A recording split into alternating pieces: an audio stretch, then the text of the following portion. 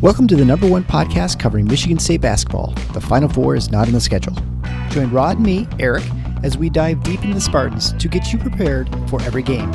Subscribe today for in-depth recruiting updates and fantastic interviews with today's important college basketball personalities like Robbie Hummel. Thanks for having me. I have listened to your guys' podcast numerous times on drives throughout any Midwestern Big Ten city. So I am big fans of your guys' work. Jay Billis. And next time, hey, if anybody in Michigan wants a December tea time, call me.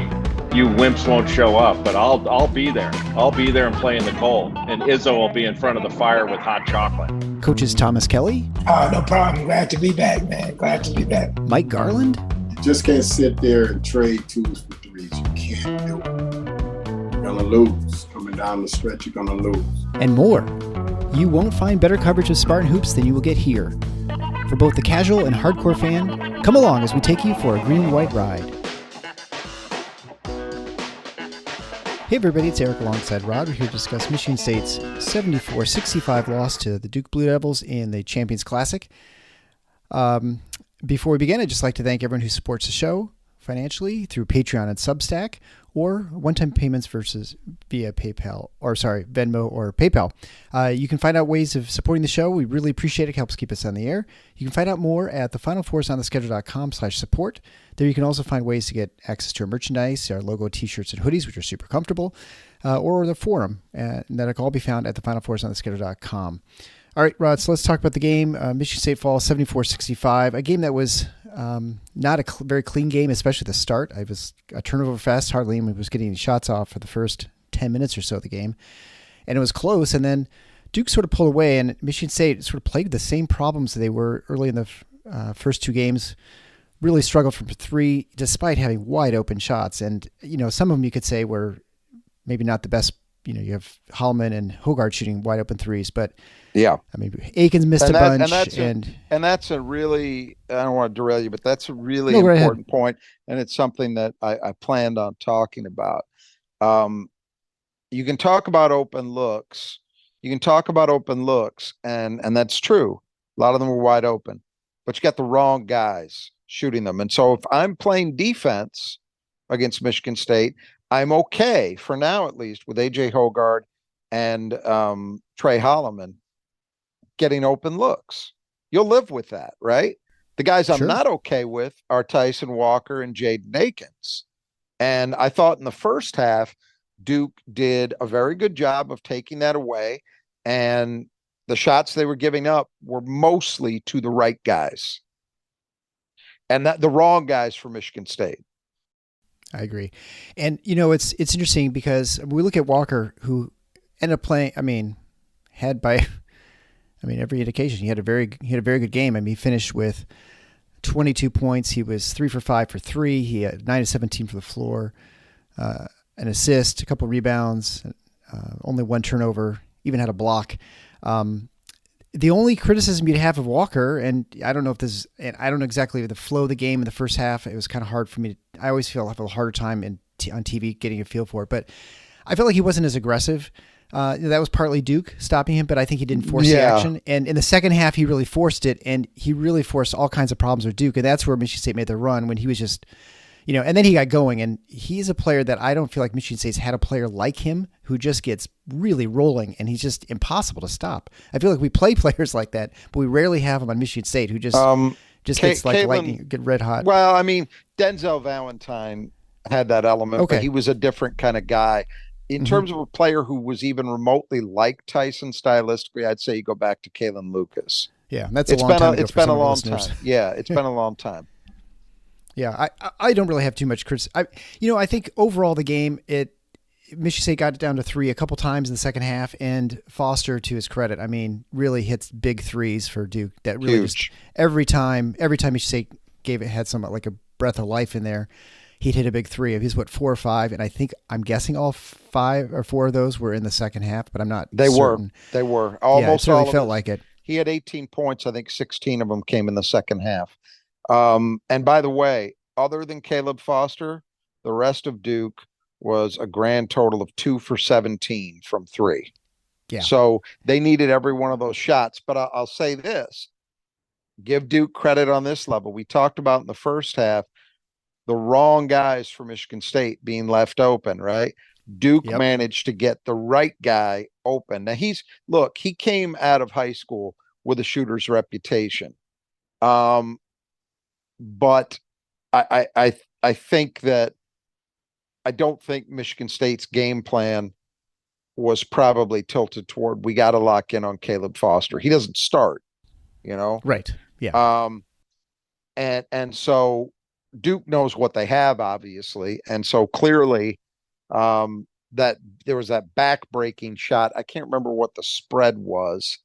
I think it was 6, and MSU came with a hard double at Filipowski.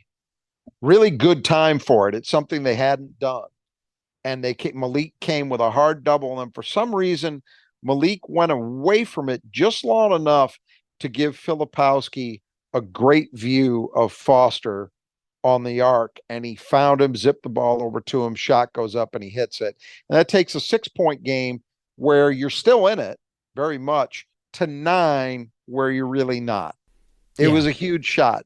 And, again, credit to them for making a play, credit to him for hitting the shots. But I think I don't think, especially the way Michigan State, and we could talk about their overall defense, which I actually think, at least in spurts, was really good. And overall, I would say was solid regardless. There were moments where you see they are not anywhere close to March levels of tightness. They just, they overhelp. It was something Jay Billis talked about, and he was correct. You could see it in the plays he used to illustrate it, where Duke got a little bit of penetration, and it was often a guard overhelps, leaves a shooter. And, the threes that Duke hit, I mean, Proctor was, what the hell was he? He was 1 for 5 from 3, but the one he hit was a gift. Yeah. It was an absolute gift. The one Roach hit was an absolute gift. And those are their other 2 threes besides what Foster did in the second half. Those are the only other ones they had. And they were both, I mean, largely, those guys could still miss the shots, of course, but they were open shots because Michigan State really isn't fully dialed in yet. I believe they'll get there. Look, I would say this. I understand with the level of expectation, and again, you can't discount the football season's effect on people's psyche. I certainly don't. Yes. But then again, that's not the overall expectation, because I see this all the time. I've seen it so many times with Michigan State. So many times. A November loss, this team's horrible. It's going to be a long year, blah, blah, blah, blah, blah. I am actually coming out of this game. I mean, I would have liked to have seen them win, and I absolutely believe they can beat that team. But I come out of this game feeling encouraged by a few things that have to get better for Michigan State, and I think we saw real signs of progress in some of those areas. So I do not come out of this overly down. I mean, any loss is you'd rather win, but I think there were steps taken tonight. Absolutely, I do. They need to take more, but there were steps. Yeah, I agree. I think the defense is much better. It was, and I think that you definitely saw when the freshman came in, although like a guy like Carr can make plays that, my goodness, the blocks he was getting, it's incredible, but he's still out of position a lot of times too, right? And those are things that you suspect in a couple months is not going to be as much of an issue. Yep. Same thing, Booker. I thought overall, the team played pretty well. It was kind of a matter of shots not falling. And yeah, you're right. The wrong people were shooting a little bit in the first half, but there's still a number that Akins were wide open that he's missing too, right? And those are the ones you expect him to bury. I mean, Hall hit one in the first half, and let's go through it. So we'll talk about the lines of the different players. Let's just start with Malik Hall. I mean, great game. Yeah. So 7-11 from the field, 2 for 4. I mean, he's a guy who, he's lucky he's even starting, right? 2 for 4 from 3, 2 for 4 from the line. Not great there, but not a whole lot of rebounds. 4 rebounds, 3 rebounds, 2 offensive rebounds, 2 turnovers, 18 points. Really limited with foul action he did a lot of damage in not much time. I I don't have a minute here with 25 minutes, almost 26. Yeah, so pretty good. And guarding Filipowski a lot of the stage and pretty much neutralizing him. Filipowski, a National Player of the Year candidate, 5 for 13 from the floor. Now he was 5 for 7 at the line, had 8 rebounds, so 15 points, 8 rebounds, but that's well below what he'd been doing, and I think well below what Duke expects of him this year. Malik Hall and Carson Cooper basically were the two guys who guarded him tonight, and a little bit of Mahdi in the beginning, but basically those two guys, and I thought they both played really, really good defense. But getting back to Malik, that's the kind of game you need from him. You know, I thought he was really assertive and confident in the post, and 2 for 4 from 3 should at least lead to his mind relaxing a little bit on that stuff. And then you add in a good defensive performance. I don't have a lot of complaints. I really don't. I loved the way he played offensively in this game. I loved the way he was patient, working himself into position in the lane and finishing. That is, if he can do that on a more consistent basis, and I can already hear the howling using the word consistency in relation to Malik Hall, but if he can, that changes what MSU can do offensively, because now it gives them one thing we don't think they have coming into the season, which is a reliable, or at least semi-reliable post presence, you know, and it can happen. I've said this for 3 years running. Malik Hall has a little bit of Aaron Henry in his game. I agree. And Aaron Henry, if you remember the end of his junior season, Aaron Henry had become a really good paint scorer, not necessarily just the low post. Sometimes it came in the mid-range too. Malik has some of that in him, and I think he can do that for this team. And if he does, that helps. That's going to take some heat off. Mahdi struggled in this one. There's no two ways about it. But he only played 18 minutes. And so I think the Carson Cooper playing almost 21, Carson Cooper played the better game and got the majority of the minutes. Now, Carson only had 4 points, but he had 8 rebounds, and 3 of them were offensive. Yeah. And had a great steal toward the end on an overplay where they were pressing, trying to hang around and find a way to get back in it. It was a nice play from him. And again, he and Malik Hall that really tag team Filipowski. And I thought Carson held up really well. I mean, Jay Billis was singing his praises all night, and he should have, because you can make a pretty good argument that is to date the best game of Carson Cooper's career, because of everything he did defensively and everything he did as a rebounder. That's where Michigan State needs him. The points from him are a nice bonus, and he'll have better nights than this one. But I thought that was a really impressive showing from him. You talked about Tyson Walker. In the second half, man, he put on a show, and it started to feel like maybe he would be enough to get them over the finish line, and he wasn't. Mostly because they couldn't get stops when they needed them. But he was tremendous. And I said this, I think I said this after the last game. It feels to me, and tonight didn't do anything to change my mind on that. It feels to me like he is showing that he is on a trajectory to have one of those senior years that we've seen guys have before. Denzel Valentine, Travis Trice toward the end of his senior year, Draymond Green. There are a few guys that you can think of who had those kind of special seasons. And look, it's not a total shocker because the guy was a second team All-American by most people coming into the season. So, he's playing more or less at the level expected. And maybe he's one of the few guys that, at least on the offensive end, can say that right now. But obviously there are times where he is a difficult shot maker like few people have on their rosters. And his ability to go get you a basket when everything has broken down is very important to have. And that is going to pay dividends for Michigan State this season. Believe it. It will. Yeah. It didn't enough tonight, but it will. That will win them some games. Bet the house. I would just say before you go on, just, we had talked earlier in the season, and my question to you is there another level of Tyson Walker that we haven't seen? And I think we're seeing it. I think we are right. Cause I think you were kind of like, well, maybe. Absolutely. From last season. Absolutely. But the thing is, I think what I said was there could be, but it would be more that he's a more efficient player. I don't know that the offense will default to him. This was what I was going to say. That is a negative.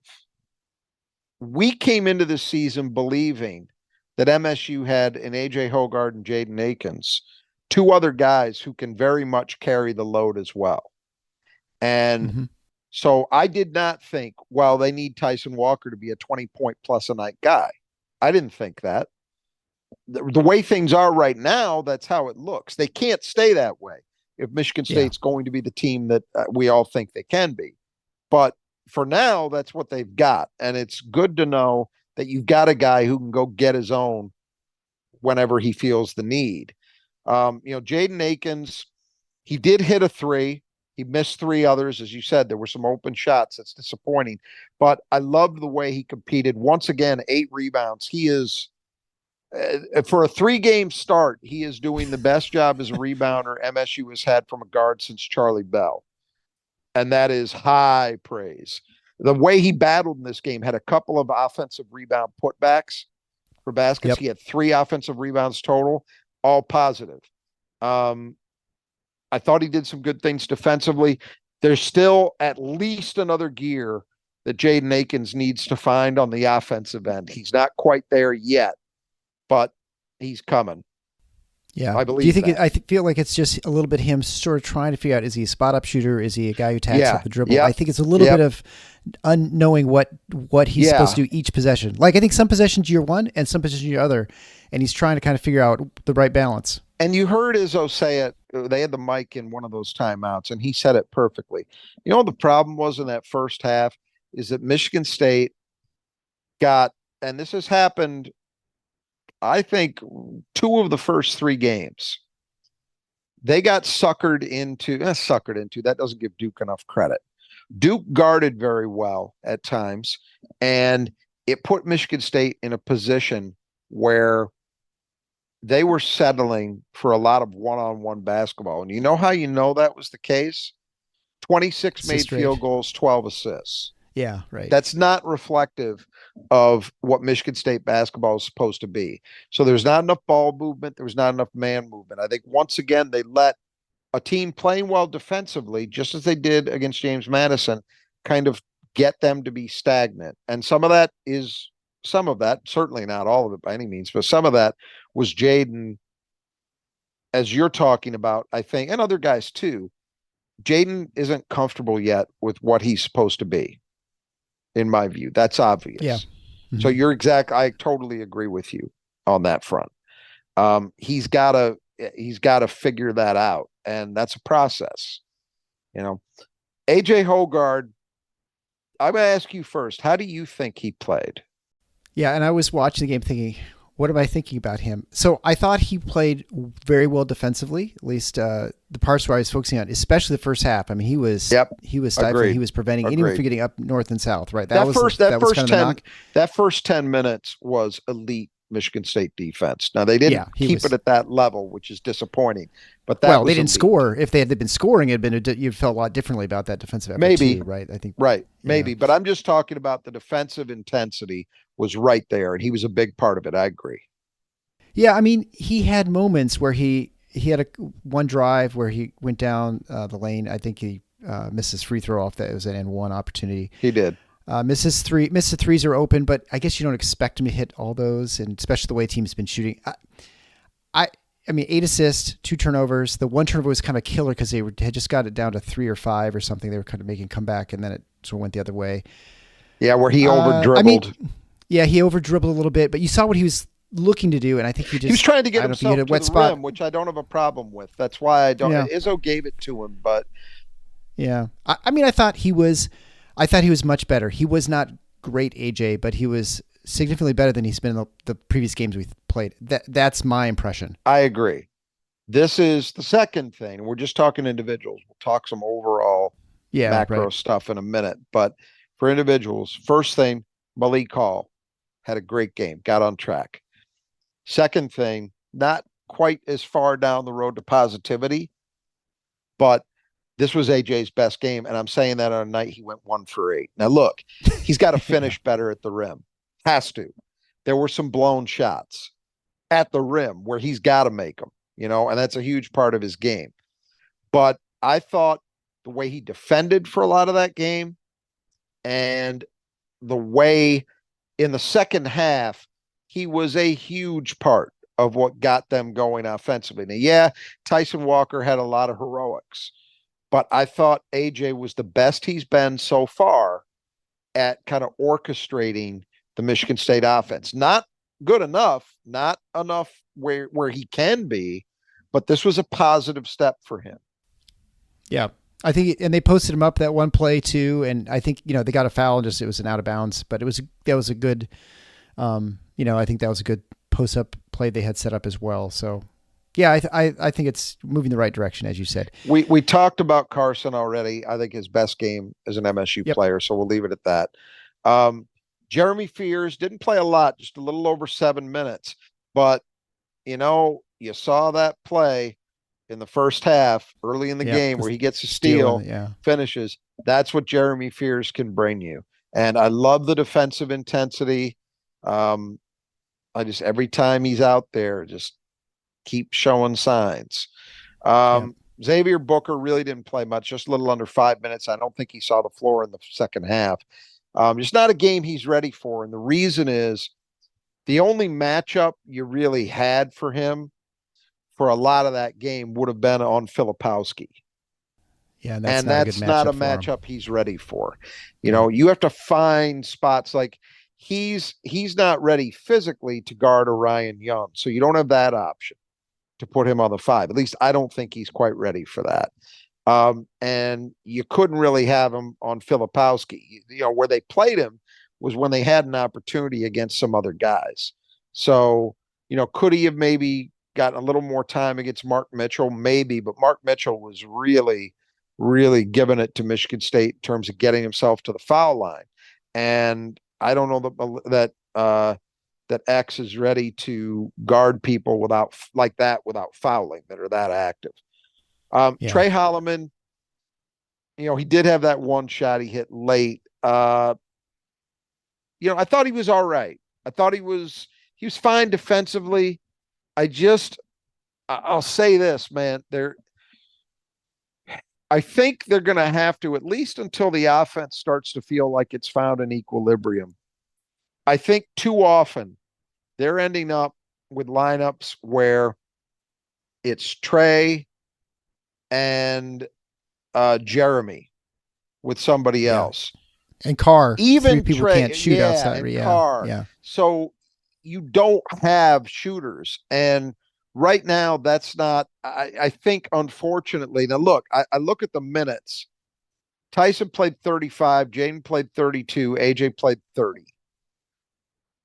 I can't complain a lot about that. That's more playing time than I thought they were going to have coming into the season. Yeah. And it still may end up less than that on an average basis. But I still think, and this is something that if you want to critique Izzo, and he usually leaves the substitution patterns to an assistant, I'm not sure, might be Mark Montgomery's role now. It was DJ Stevens for forever.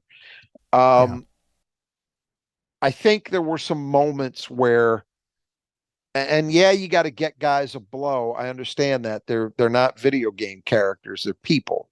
But there were some moments where Michigan State, there was one segment, I think it might have been the one where they got it down to 3, and then it went to a stoppage, came back, and they take Tyson out, who had really keyed a lot of it, and Trey is in.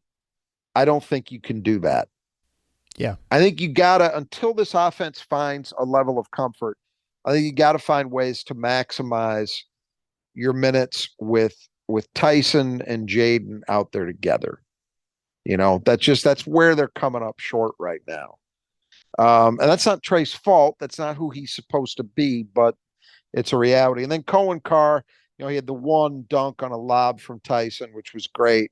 Had 3 blocks, and he actually hung in there against Filipowski. I am not going to lie. When they made that move, and it was, I think it was, they had Mahdi out there with him, I think. Yeah. So, Mahdi can't guard Filipowski, and I think they might have had Ryan Young in at the same time. So you needed a big body. Cooper had gotten in foul trouble, I think. And Malik was definitely in foul trouble. And they had that segment where Cohen was guarding Filipowski. And I really thought, oh boy, here we go. Because I thought that Duke would just, which they did. They tried to force the ball to Filipowski. Licking his lips there. And Cohen just, the one shot he hit was a joke. It looked like he blocked it and still went in. Yeah, it was through traffic, and he just kind of threw it up, and it banked in. Okay, great. Other than that, Cohen really, really bothered him. So that's encouraging. I mean, look, I don't have a lot of criticism of Cohen Carr anyway because he plays so hard. Yeah, he's got to continue to get better and more attuned to what his role and responsibilities are defensively, off the ball especially. But I can't complain about that kid because he's a difference maker. Freshman. Yeah, he looks like a freshman. He's super talented. He's going to be a ton better in a couple months, where he's going to be in the right position, and then he's going to really be a problem for offensive players and probably defensive players too. Yeah, because that's the thing. Like that one where he's just jumped in was, he just tries to kind of out athlete people, and he tried that a couple times, and he's just not going to do it against Duke. And then I think you can get away with it other places. And so, I guess what I think contributed to those turnovers. But well, let's talk about our brothers at Just Two Gutters player they had to keep in the gutter, which was Kyle Filipowski. The brothers at Just Two Gutters are fantastic. They'll take care of your gutter work, obviously, because that's all they do. Just do gutters. If you have leaves building up or piling up, and you still haven't bothered to clean them out, and you want to have someone take care of those leaves, or you don't want to climb in your ladder, go 2-3 stories. Maybe at your business or at your home, call the brothers to Just Your Gutters. You can get a hold of them at the contact information you'll find below on your podcast player or at the website, thefinalfouristnottheschedule.com.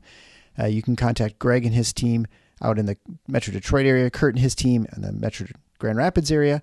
They will do fantastic work. They'll come out in just about any weather outside of a thunderstorm, and they'll take care of everything.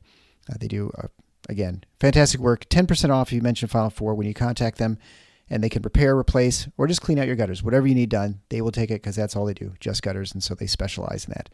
And so the player was keeping the gutter was Kyle Filipowski.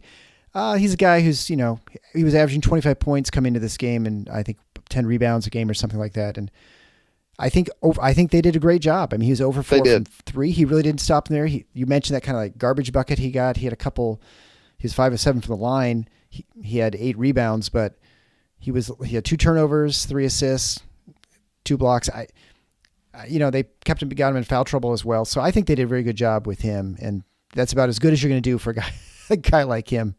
Yeah, look, the thing is, they limited Filipowski in a way you want to in order to have a chance to win a game. And believe it, they limited him. He didn't just go out and play badly. Michigan State was physical with him. They guarded him. They were great with entry pass denial for most of that game. They made it very hard. Sometimes with guys like that, oftentimes, in fact, the basket is scored, 2 to 3 seconds before they actually see the ball because they just establish position that makes it impossible for you to do anything with them. Right. And we've seen that problem at times. I can think of certain games against Michigan or certain games against Purdue, where that was the case. Filipowski isn't quite as big as those other guys I just mentioned or alluded to, but he's big and he's very skilled, more skilled than either of those guys, honestly. Mm-hmm. And I think that Michigan State kept him in check in large part because of the work that they did in the post. That wasn't the only thing they did, but they did that really well. They made it tough for him to get a clean catch. They didn't allow him to set up shop on the spots on the floor that he wanted to get to. So you do those things. And it was three guys. I mentioned Malik and Carson early, and then we eventually got around to the job Cohen did in that one segment. So he chipped in too. But overall, all those guys at MSU threw at him, I thought really acquitted themselves well. Yeah, that's a very good effort. So let's talk about the 5 keys of the game brought to you by Nudge Printing. If you need printing done for your business or maybe a school fundraiser, you can contact Gabe and his team at Fabricated Customs. They will do all the screen printing for you. They'll do the design if you need it, and they'll set up an online store, keep it open for a couple weeks. You can raise money or just sell it for a cost, and they do all the shipping, they do all the payments, everything. Make it super simple. So you can check that out at fabricatedcustoms.com, or you can just head on over to Nudge Printing if you just want some Spartan apparel or other schools in the state of Michigan. Again, high quality screen printed apparel, t-shirts, long sleeve shirts, hoodies, sweatshirts, whatever you need for your tailgating or basketball needs, or just heading to the bar, just a regular guy. You can't beat Nudge Printing, great Spartans. So you can find that at nudgeprinting.com. They print all our stuff, and I've got a bunch of their stuff, and it's great. And it's the favorite t-shirts of my family. So you get 20% off if you mention Final Four at the coupon code at checkout. That's just one word, Final Four. So first key to the game was a start. I'm not sure how to judge this. I mean, Michigan State's start was good in the sense that they played really great defense. Offensively, they couldn't get anything done, but they weren't in a hole. So I guess you'd say that was a win. Passable. Yeah, I think that's probably a good way to put it. I thought the defensive effort was the best we've seen this year in those first 10 minutes. I thought they were outstanding. Duke was committing a bunch of turnovers, and Michigan State wasn't getting credit for those in terms of steal numbers, but they were forcing those turnovers, believe it. All of those walking violations were a result of the way Michigan State's guards especially were getting into Duke. If I'm disappointed in something out of this game, one of the things would be that they weren't able to sustain that. And that's a hard thing to do. And this would be something I wonder if anybody's going to ask us of this in the post game. I wonder why we maybe didn't see a little more full tilt man pressure. And there's got to be a reason. It may be that he felt that Duke's guards were capable of handling that and maybe exploiting it. I don't know that I believe that. I think if you watch that Arizona game, we spent a lot of time talking about it in the pregame, in the preview. Duke's guards, I thought, got handled physically by Arizona, and I wondered if Michigan State could do the same. And I maybe would have liked to have seen that a little more frequently. I mean, they definitely were into Duke early. That's what led to those turnovers. But they weren't able to sustain that. And I think that was, you let a team like that get comfortable, it's going to be a lot harder. I wonder too, when it a lot of that full court pressure. Well, you have to score some field goals, and Michigan State certainly wasn't doing that. You got to, you got the first half. You got a good point there. They weren't in situations where Duke was inbounding the ball under their own basket a lot because of the missed shots and Michigan State's own turnover problems. Yeah, so and then maybe second half you're down double digits, and do you want to try and risk that I don't know. Maybe that's a fair point. I still, it's just unfortunate they weren't able to maintain that level for longer. Yeah, when it comes to guard play, that's the second key to the game. I think overall, initially it was very good. I mean, you had mentioned earlier that the physicality that Duke really struggled with, and the fact they had trouble going north-south, and that was clearly the problem. They were going sideways, and anytime they try and turn, they really are getting eaten up by people helping with the dig or something like that. They're turning the ball over left and right. And they really had the guards relatively neutralized. I mean, they didn't do much of anything until the second half when Foster got loose a couple times for some wide open, just started hitting some outside threes. But he was kind of the only guy who really did much offensively for Duke. Proctor ended up with 13 points, but 4 for 12 from the floor, 1 for 5 from 3. I'm not thinking I'm not thinking that they felt like he played a great game. He was he did have 6 assists, and he was very good defensively. He was a guy, you talked about Tyson Walker not being particularly aggressive in the early going. That's true, but I think it took him and Michigan State some time to figure out how to get Tyson loose, because I thought Proctor was really good guarding him in that first half. The guard play, you add it all up and it was relatively even. I think the advantage Duke had is that, their 2 starters inside combined for 28 points, and then they got another 8 from Young off the bench. So I think it was really the point production inside that was one of the differences if you're looking at it through that prism. But Michigan State, I don't think you could say had an advantage at the guard positions, and that's what they needed to have. Yeah. Tyson Walker was the best player on the floor in that game. And Jaden did some things, 11 points, 8 boards. You can't, AJ had some moments. Jeremy Fears had some moments, but they just didn't have enough to where you could say, well, yeah, Michigan State had a decisive advantage. And this is the thing. We knew going into the season, if Michigan State's going to be great, it's because their guards are great. Yep. They haven't been yet. They haven't been yet, not collectively. Not together, not collectively, right. But exactly. I feel there were some steps from a couple guys in the right direction. Yeah, I think so. And I think it's easy to forget, not only does Akins expected his role to change, but I mean, he hasn't really played healthy much in game time, right? Except you could argue maybe during the NCAA tournament he was kind of healthy, but even then I feel like he wasn't 100% last year. Yeah, I don't know. I mean, this is kind of like his first time being really totally healthy and being integrated in the offense. So there's still time. So third key to the game was the boards. We thought Michigan State could get some work done, and I think they did largely. I know if you look at the offensive rebound rate, Michigan State rebounded a third of their misses. Duke had 30%. And Akins got some better. I feel like a lot of the actually better than a third. It was 13 out of 37, right? Yeah, 13 misses, out of 37. So a little, like 34% maybe. So I mean, it was good, but probably not as decisive as they needed. But I thought they could have been. I thought they could have been better. But you know what? They had a 16-11 edge in second chance points. That's a positive. Yep. And they had a better offensive rebounding. It wasn't as decisive as maybe you would have liked, but they definitely had an edge. And I think at both ends it was encouraging. I really do.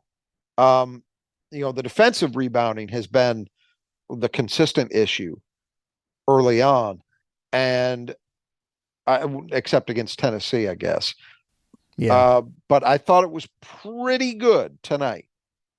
Not perfect. It was pretty good.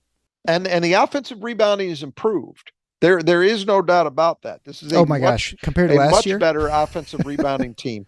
And you're seeing it. You look at this. So you have Carson Cooper and Jaden Akins with 3 each. Malik Hall had 2. Hogard had 1. Cohen Carr had 1. But the fact that you've got multiple guys cashing in, it's guys we talked about. Yeah. I'm not surprised Carson Cooper is getting some offensive rebounds. I had hoped to see Jaden Akins doing more of that, and he is. I've said all along, there are areas where Malik Hall does not measure up to what Joey Hauser provided, but one of them where he's a better player is an offensive rebounder. Not doubt in my mind about that. And he's continued to show that. Even in games where he didn't play as well as he did tonight, he's done that. And obviously also defensively, he's much better moving than he's more versatile. He's more versatile for sure. So fourth key to the game was pace. So Duke wanted to play it slow. I thought pace was probably an advantage for Duke in that sense. Michigan State got running a little bit, but most of the turnovers were dead ball turnovers for the most part, so there wasn't much opportunity to run there. And Duke had good floor balance. They just really didn't allow a whole lot of opportunity. I mean, Michigan State would try occasionally, but they just weren't able to get much going there. And I think that was more Duke than probably Michigan State not trying. 11-1 in fast break points for Michigan State, which you would say, okay, a 10-point advantage, that's an edge, and it was. And I think that's reflective of the difference. Duke doesn't really want to run that much. But But the problem is 11 isn't nearly enough. No matter how big the spread is, you want more than that. And I think with where Michigan State's half-court offense is right now, it's really important that they get into transition as much as they can.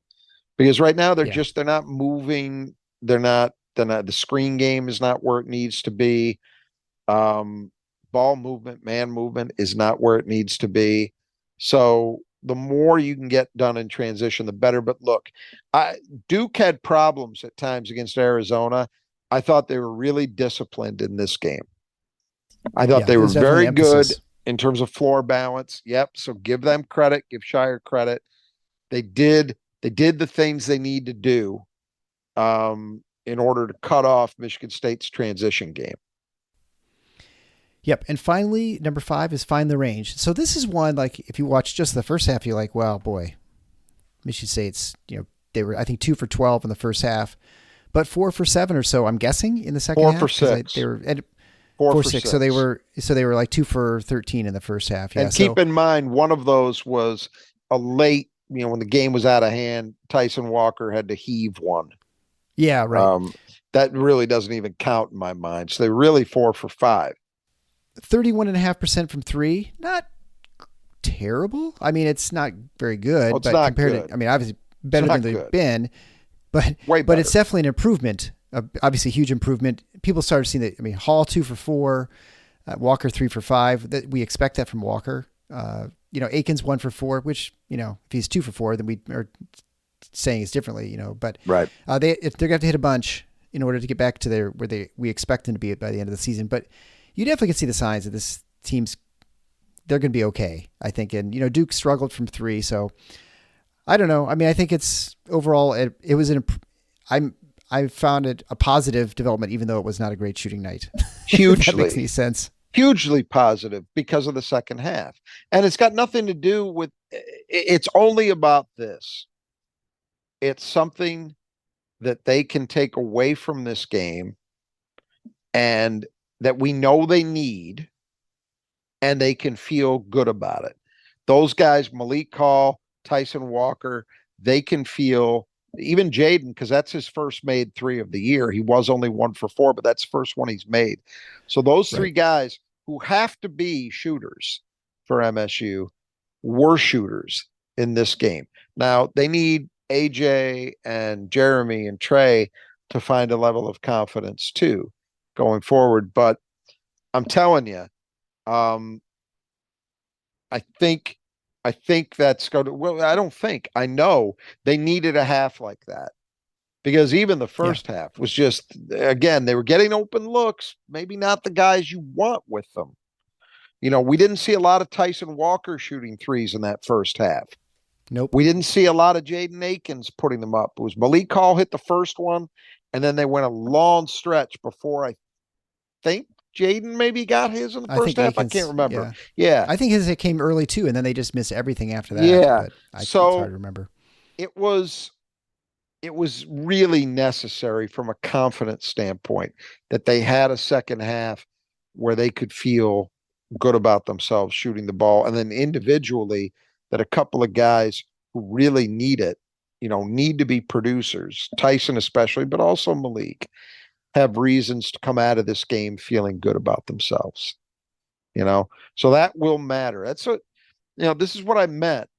There were a number of things. I thought the defense was not perfect, but it was the best they played thus far. I think the rebounding, the offensive rebounding, not dominant, but solid. Gave themselves a chance in that way. I thought that some individuals, AJ and Malik, who needed good performances, had a really good one in Malik's case, and at least one that showed some signs of getting his head out of his ass in AJ's. And then, to me, the other thing was, as a team, just see some jumpers go through the net. Yeah. Just seeing some shots fall. All that stuff is important for this team going forward. The negatives, I think the biggest negative, and honestly, when you look, it's something, when you look at this game, you see Duke did shoot the ball better from the floor, but Michigan State got way more shots. Okay. Yeah. Michigan State outshot them from 3. They did a better job rebounding. Forget the raw totals. Michigan State was the better rebounding team in this game. Turnovers were even. So what did it come down to? Well, Duke goes 24 for 30 at the line. Michigan State goes 7 for 12. That's your ball game. Yeah. And that wasn't all late free throws either, right? That was mostly early. Right. Yeah. Absolutely. No, it wasn't fouling trying to extend the game. It was earned through the course of the game. Now, I will say this. Was Duke the more aggressive team? And did they earn some of that? Yeah, I'll buy that. I thought the whistle, there were times that I had to check my eyes and make sure that's not Krzyzewski over there, is it? Because they can't be giving this guy those calls, meaning non-calls mostly. I didn't object a lot to the calls where Michigan State fouled Duke. I did think that Michigan State did not, even on some plays where they actually ended up scoring. Some of those putbacks they had, Malik's, there should have been a foul call. Yeah. There should have been a foul call first. They let a lot of stuff go against Michigan State. And, Jay Billis spent a lot of time talking about, well, the more aggressive team earns that. But okay, and Michigan State settling for jumpers. Some truth to that, for sure.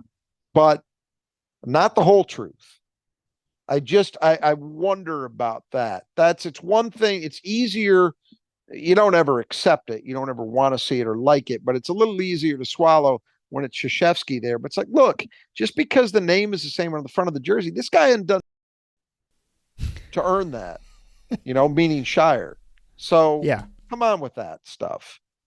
Let's see a legit whistle on contact around the rim. I did not think it was called the same both ways.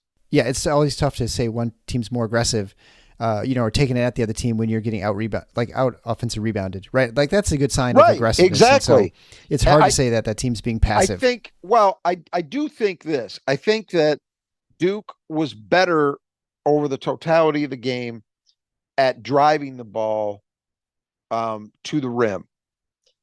They got more done that way, creating and look, Filipowski in particular is a ton. He only had, 7 free throw attempts is not crazy for him, but that's a guy that's going to live at the line. He's just with the size he has and the way he can move put together. That's a problem. You're going to have to foul him some to guard him.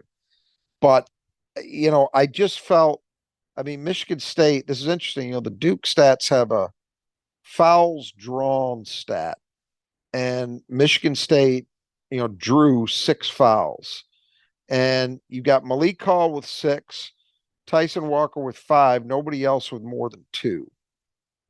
I think a lot of guys, I think AJ, I think Jaden, some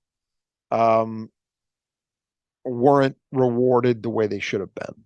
Let's put it that way. Now, enough to make a difference in winning or losing? Probably not. But the line is clearly where it was won. And so you give Duke credit. We said coming into this, well, the question marks that are there seem to be there early with Duke would have to do with are they physical enough and can they withstand physicality coming at them? I think they've got to feel really good about that coming out of this game, because I think they absolutely, particularly their guards, I think were up to the challenge physically. They struggled with it early and then they settled in. And I think they gave Michigan State some problems at the other end for their, on the other side of the coin. I thought Duke's guards were physical defensively. So, they've got to feel good about it. They did some things they didn't really do against Arizona. But again, I think overall, I come out of this feeling that there were some signs of progress from Michigan State. And as I said at the outset, how many times have we seen this? It's November, man. You mean the season being over and we're struggling to get into the tournament? Is that what you mean? But I mean more, forget idiots. Just Michigan State not nearly as coherent as you'd like in the middle of November. I've seen this so many years I've lost count. The fact of the matter is, I can think of, let me think about this. 2000, 2001 was a massive exception to that. They were unbeaten in the non-conference. I'm trying to think if there have been any others. Not a lot. Denzel's year, or they lost a game? Yeah, Denzel's year. No, that's a good point. Denzel's year, but they didn't play quite. They beat Kansas. That triple double against Kansas in the Champions Classic, and then they really didn't play a lot of heavyweights in the non-conference. If you remember, that was a year where just for whatever, like I think they played UCLA. And maybe in the Wooden Classic, somebody was out there was not as good as expected, but whatever. There's been a very small number of seasons where Michigan State has looked really dialed in early. You could even argue before the injuries hit. I thought last year they looked very dialed in those first 3 games, 4 games. And then the injuries took over. And so we don't know what that would have looked like had they been healthy the whole way. But what we're seeing right now, even when people talk about, well, they got all this experience and, and these guys have played for Izzo for all this time. How can they look this disjointed? I don't know, but I've seen it more times than I can count. And I've also seen where it gets to in March, So are you saying they've lost a Champions Classic game and end up in the Final Four before? Yeah, of course. Like what? And 2-3 times maybe? Yeah, it's happened. Well, let me think about that. Yeah. 1, 2. I can think of at least 2 where that's happened. The 2 most recent Final Fours, I believe that's the case. So, it's not worth losing your mind over. I think you have to take a look at the bigger picture. And I understand the criticism. And believe me, if Tom Izzo had an answer, if I had an answer, I would say it. He absolutely would. Does he want to come out and feel like his veterans seem to need to learn how to play together all over again? No, but I've seen this over and over and over and over and over. It is something that is a hallmark negatively of Michigan State basketball, but you can't forget it.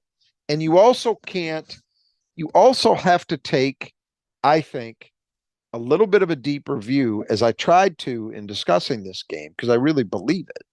I'm not trying to just buck people up. I really believe it, and say, I'm seeing signs. I saw some things in this game that I think bode well for this team eventually getting to where we all want them to be.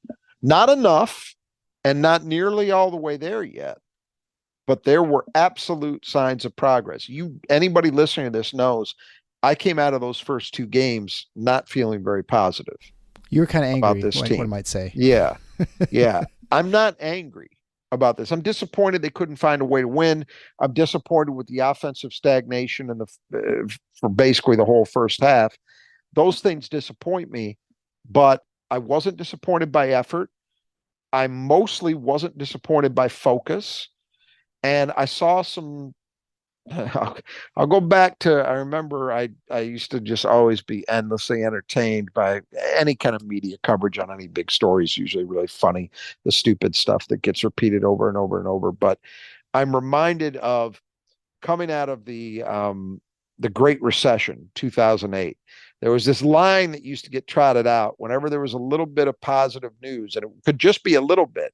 They would use the line, well, there are some green shoots showing, meaning grass is starting to break through. It's early April, late March, and we're starting to see some signs of grass. We're coming out of it.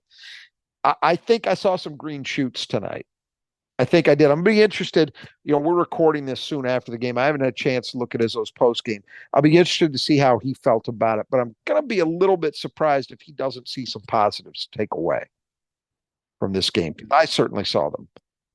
I don't remember who it was. I want to say it was Goodman who had a tweet earlier this evening or afternoon saying one of these two fan bases, Duke or Michigan State is gonna think the world is ending, Right. because they're gonna start the season 1 and 2. So Yeah, but you know someone had what? to. Here's the thing: at Michigan State, what ought to carry you through is if any fan base in the world knows that's not the case, it should be this one. Okay, You think?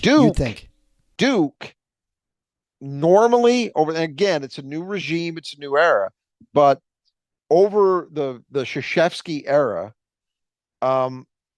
Duke is not a team that has struggled typically in November. There are certain teams, certain programs that usually have it together early on, and in rare occasions where they don't, it's usually a really bad sign. I'm not sure how much they've got together. I think they got a lot to be encouraged by tonight, but you need to see it sustained, of course, same as with any team. But yeah, if they were 1 and 2, I could understand their fan base reeling, So we'll see. I mean, look, the next one up's Butler. Not going to be an easy game, but it's at home. I think they've got some things to really, truly build on from this, and we'll see how they respond. Yeah, absolutely. And well, we have a quick turnaround here. We'll be back soon with that episode. Again, a reminder just to check out the Brothers Just Do Gutters if you need gutter work on your residential or commercial real estate. Also, you go to Nudge Printing at nudgeprinting.com for any sort of printing needs you have, or Spartan apparel or other collegiate apparel that is a college in the state of Michigan outside of the one in Ann Arbor. And don't try and steal our signs. So I guess until next time, the Final Four is on the schedule. Go Green.